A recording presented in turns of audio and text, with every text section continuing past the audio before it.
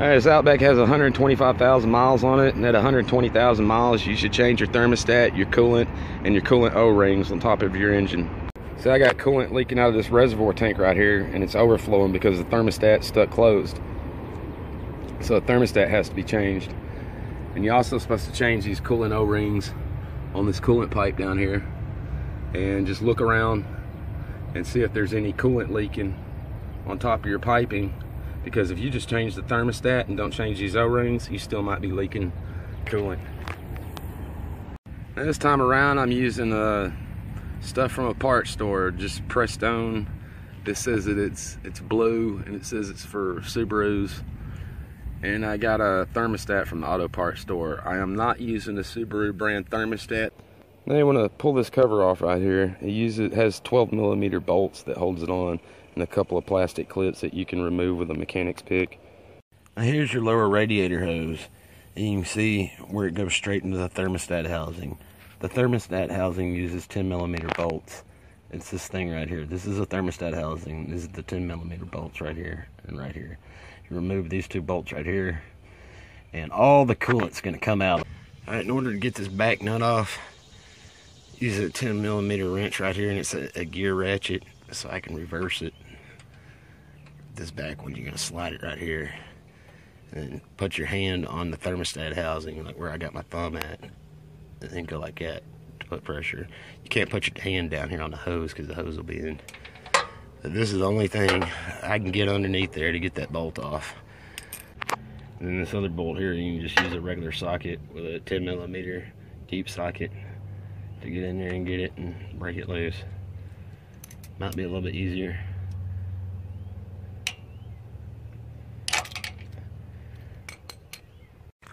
Okay, now after you crack them two bolts, I just cracked them and loosened them, and it started leaking.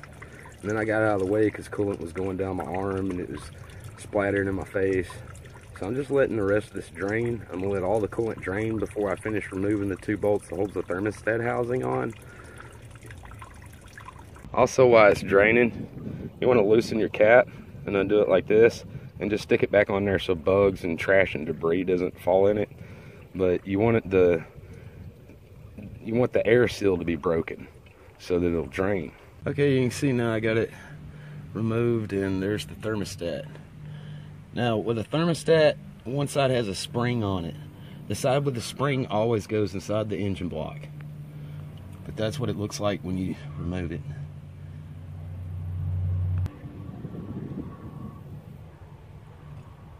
So here's a new thermostat. See the side right here has a spring on it. The side with the spring right here always goes inside the engine block, and this is the side that faces out. There's not any gasket sealer that's used. This little rubber ring seals it. This little hole right here is called a weep hole. And when the thermostat's completely closed, it allows air to travel through it. So it has like a little air hole, so the air will travel through it and bleed out of the system even though it's closed. Alright, this is the old thermostat I just pulled out right here, and the new one looks identical to it. So see, that has those three things right here in the center. And here's the new one. It's got the three in the center. The spring even looks the same. They look pretty much identical. I got this from ABC Auto Parts. There's the part number. It says Motorad 762-192. This is from ABC Auto Parts. Okay, I got the thermostat housing installed. Now I'm gonna put coolant in it and check it for leaks. But I'm gonna leave this cover off of it. I'm not gonna put the cover back on. Now the first thing I'm gonna top off is my coolant reservoir right here. And I'm gonna top it off on the high side. But the coolant goes from the radiator, then through this lower coolant hose, into the thermostat, into the engine block. Then the coolant comes through the top of the engine and goes past these coolant O-rings that are on this top coolant bar thing. Then it goes through the top radiator hose right here and back into the radiator. So basically what this means is all the air in the engine's going to bleed all the air out. All the air is going to go up into this top radiator hose, and it's going to end up in the top part of the radiator. And then it's going to go through this hose right here into the coolant reservoir, and the reservoir it's going to suck up the coolant from the reservoir back into the engine. So you don't need one of those funnels that goes right here, because those funnels are basically used for engines where the upper radiator hose goes directly into the thermostat housing. And since the thermostat's on the bottom of this engine and the lower radiator hose feeds it, that's why you don't need one.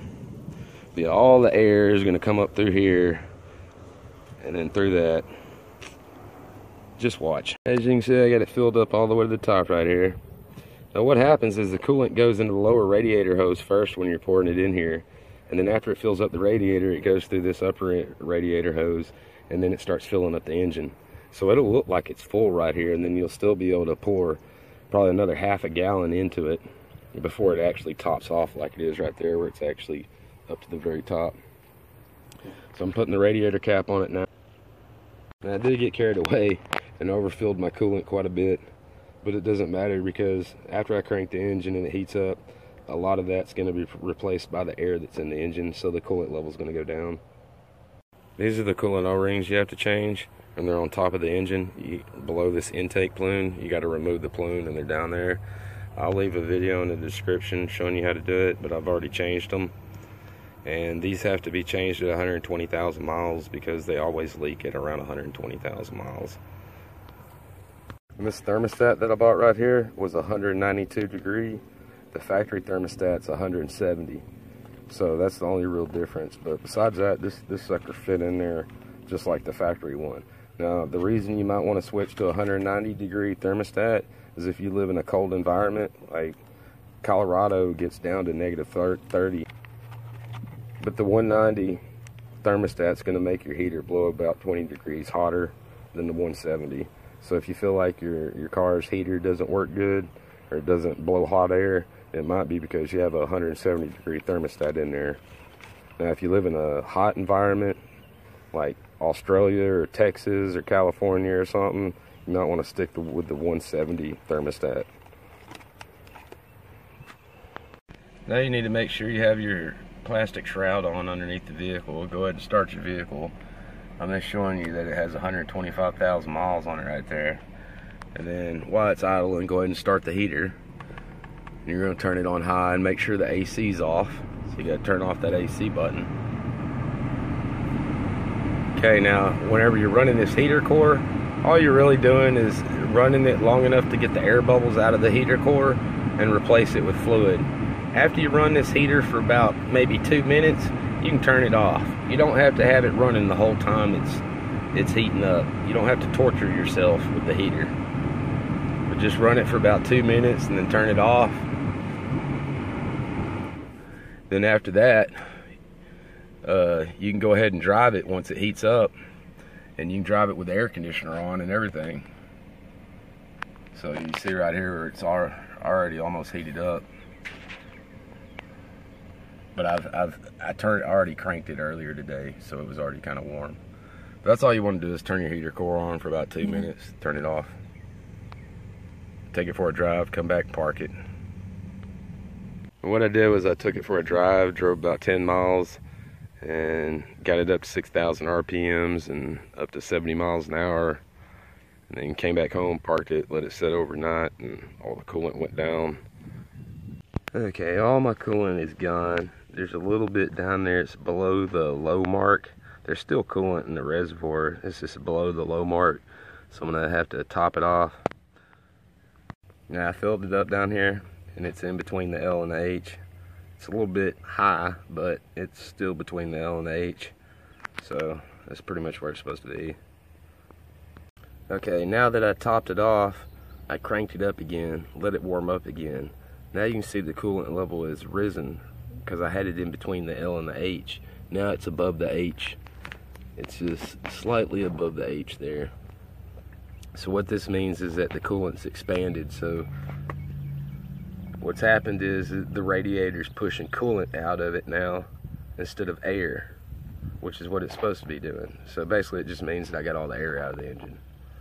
But yeah, when you get all the air out of the engine, you'll notice that it'll stop sucking up coolant from the reservoir, and instead of sucking it up, it'll kind of like expand when it heats up.